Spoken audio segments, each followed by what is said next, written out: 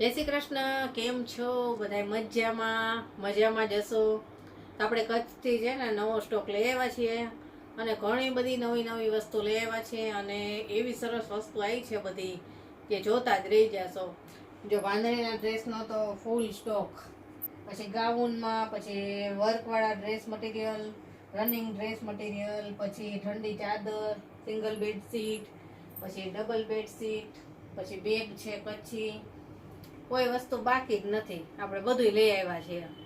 અને ખાસ કરીને આપણે છે ને આજે આ કુર્તીનો વિડીયો શૂટ થઈ રહ્યો છે. અત્યારે આ કુર્તી છે ને લગભગ ઘણા ટાઈમથી બધી પબ્લિક માંગે છે. આપણા કસ્ટમર કેટલા બધા કીધું કે સેમ કુર્તી અમને આ લાવી દો.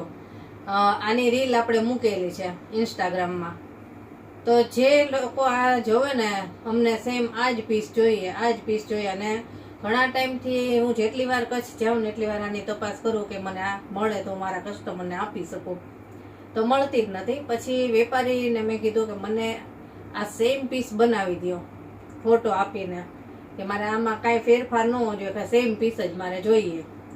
એટલે વેપારીએ મને જો સેમ પીસ બનાવી આપ્યા. જો આ એક તો આપણે પહેરેલી છે આ ટાઈપની કુર્તી, આપણે પહેલાં વિડીયો શૂટ કર્યો હતો અને બધાએ બહુ ગમાડી કે અમને આ પેચ વર્કવાળી છે. અને આ પાછું હેન્ડવર્ક છે, મશીનનું કામ નથી.